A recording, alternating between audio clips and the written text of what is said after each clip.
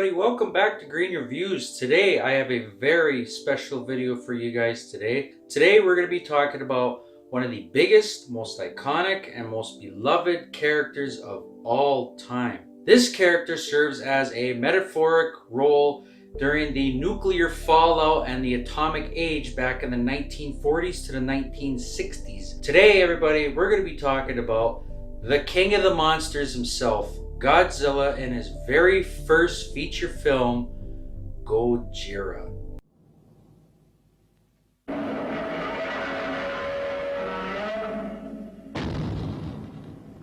As of today, November 3rd, 2018, this is Godzilla's 64th birthday, and I want to give a shout out to the big G himself. Happy birthday, man.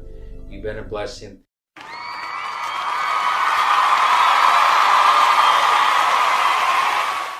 Gojira is a 1954 film produced by Toho Company Limited and was directed by Ishiro Honda.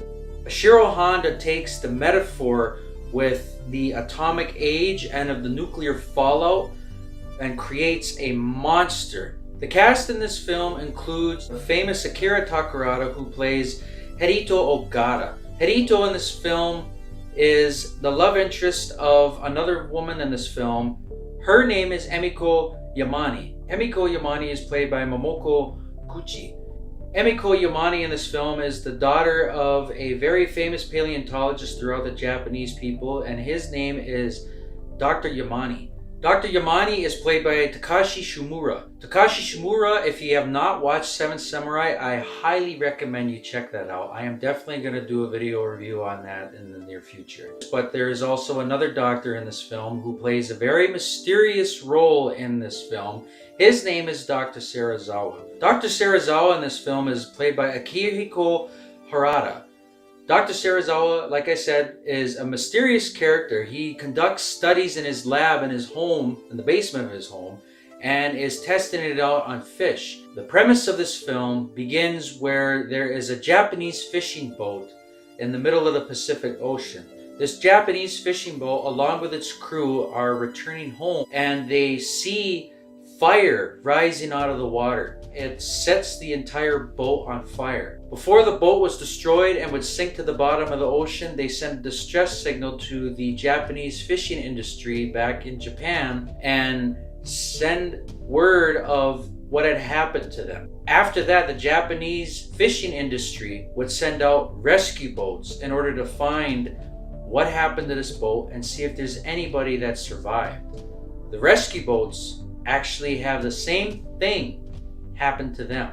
They would come across this fire rising out of the water, and they too would become engulfed in flames after a blinding flash of light, and they would sink and be destroyed at the bottom of the ocean. After the rescue boats have gone missing, the Japanese government, along with the people of Japan, are in a panic. They don't know what's going on or why this is happening. They think there's bombs possibly floating around the Pacific Ocean from World War II, but they are unsure, so they decide to quit sending out rescue boats for the time being. During that time, the villagers of Oto Island come across a survivor that is floating around on debris in the ocean near this island. They bring him onto shore, they try to talk to him, but he is so terrified that he dies. One of the elders there, and I like this part of the movie, he talks about how there's this mysterious creature lurking in the Pacific Ocean. His name? Gojira. Gojira, if you guys don't know, is the Japanese name of Godzilla. For the sake of this video, we are going to refer Gojira as Godzilla, being that they're the same character, but you get the point. Anyways, Godzilla is supposed to be this legendary creature that is feared by the Japanese people and of the villagers of Oto Island. They have to actually send sacrifices out there back in the olden days to keep the creature at bay from attacking the villagers and coming ashore. Dr. Yamane, along with his daughter Emiko and Hideo, her love interest, along with some of the scientists that Dr. Yamane had brought along with him, actually go to Oto Island to investigate these ships that have gone missing, especially since Oto Island seems to be in the midst of all of these catastrophes going on. Later on that evening, Godzilla makes landfall on Odo Island, destroys part of the village, and then disappears. Later on that morning, Dr. Yamane, along with his daughter Emiko and her boyfriend Hirito, and the scientists would gather around where the scene of Godzilla stomping through this small village of Odo Island in order to investigate exactly what it is that is attacking the island and the fishing boats and the rescue boats. Basically, Dr. Yamane and the scientists, they come across what appeared to be footprints, giant footprints. Not only that, Dr. Yamane and the scientists come across traces of radiation where the footprints are and where Godzilla had stomped through this area. And they find a prehistoric creature called a trilobite. It's an insect-like organism that was thought to have been extinct.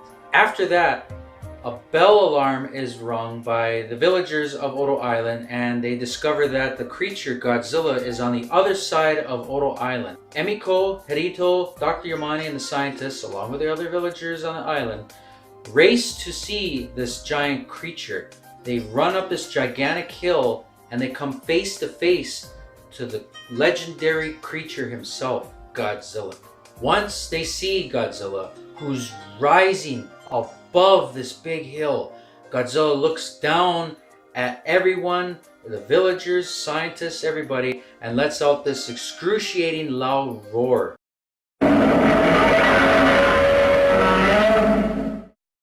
Godzilla would disappear into the Pacific Ocean and leave nothing but a trail of footprints and scraping of his tail along the beaches of Odo Island. After that, Dr. Yamane, his daughter, Hirito, and the scientists, along with the witnesses of Odo Island, would return to Tokyo, Japan to conclude with what had happened and prove to the Japanese government that there is a giant creature loose in the Pacific Ocean that is causing these boats, including the rescue boats, to disappear, and with all the crewmen.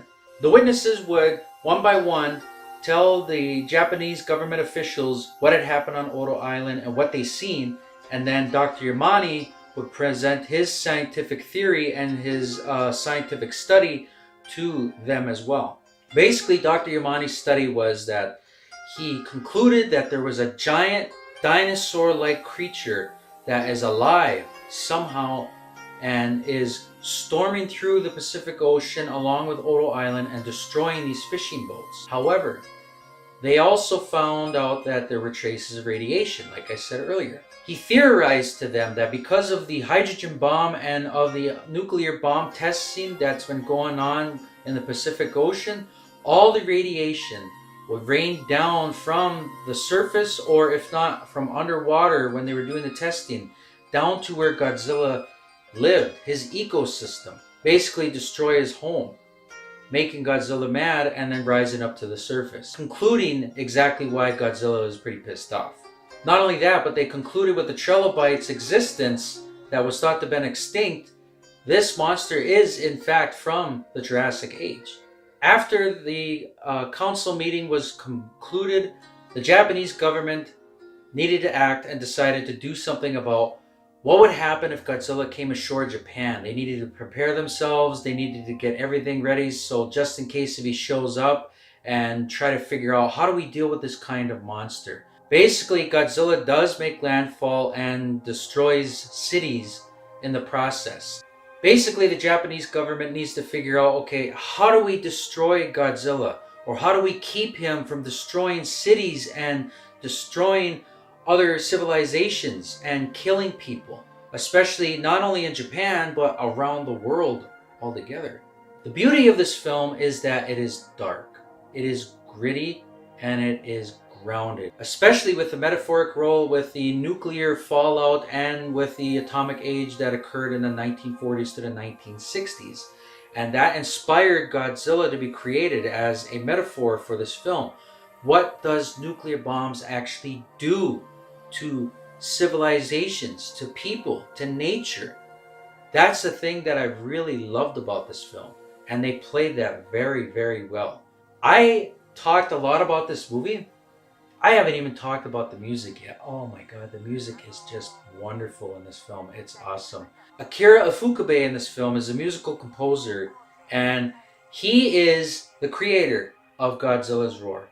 Basically, he took a violin-like instrument and took a leather glove and rubbed it all the way up and down on the strings of that instrument, recorded it, and then played it in slow motion, creating that iconic Godzilla roar. I believe that's how it goes, but that is a very, very unique way to create such an iconic roar.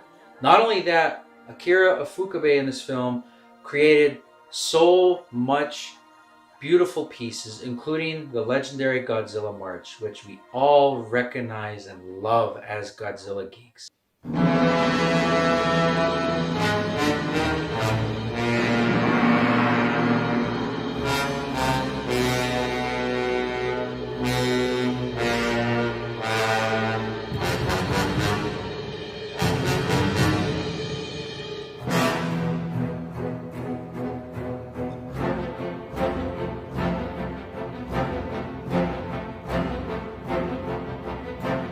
I am a huge Godzilla fan. I have posters, I have toys, I am not kidding you, I've been a fan since I was just a little guy.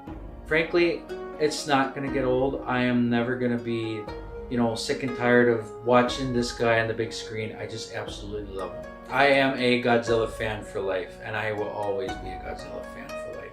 The thing I really love about this movie too is the fact that Ishiro Honda really took his creative ideas and his imagination to full lengths. Not only did he create such an iconic Godzilla figure, but they did it in a way where not a lot of people back in the 1950s were familiar with. Back then, there was stop motion animation.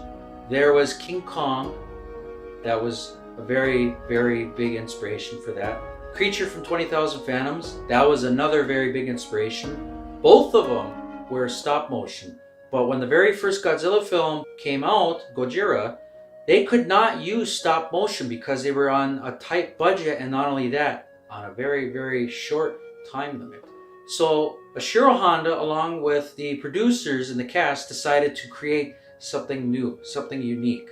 Basically, it was called suitmation, where they have a man inside of a rubber suit that walks around on sets that look exactly like a miniature version of a city or a town and stomp through it and destroy everything. The miniatures in this film are fantastic. They look exactly like the historical sites, the historical buildings. They got little cars, lights, everything. It's awesome. That's the thing I love about these kind of films. They take little things like that and make it all detailed, and they work so hard at it. And that's the thing that I really appreciate with these guys. They put a lot of effort into making these kind of films. Without further ado, I am going to be giving this film, Gojira, a solid 10 out of 10. Guys, thank you so much for joining me on this video review, and I hope you enjoyed it. Hit me up in the comments down below if you have any suggestions or comments on this, and let me know. What's your favorite Godzilla film? Me, you have to find out on another video review that I will be having later on in the near future. Being that this is my first Godzilla review, I am going to start a marathon. Yes, I am going to start a countdown marathon to the new Godzilla movie that is coming out in May of 2019. I am so excited for that. I can't wait, man. Basically, this is going to be called Rise to the King of the Monsters. From now on, every Godzilla film that has ever been made, including the animated ones, is going to be reviewed every week, all the way till the release of the very new Godzilla movie in 2019. There's the good, the bad, the ugly, so be ready for that. Alright, again, thank you very much for joining me on this video review. If you liked the video, make sure and hit the like button. If you like the channel, make sure and hit the subscribe button and hit that bell so that way you're notified of any new videos and content coming this way to you guys. I will catch you guys all on the next video. See you later.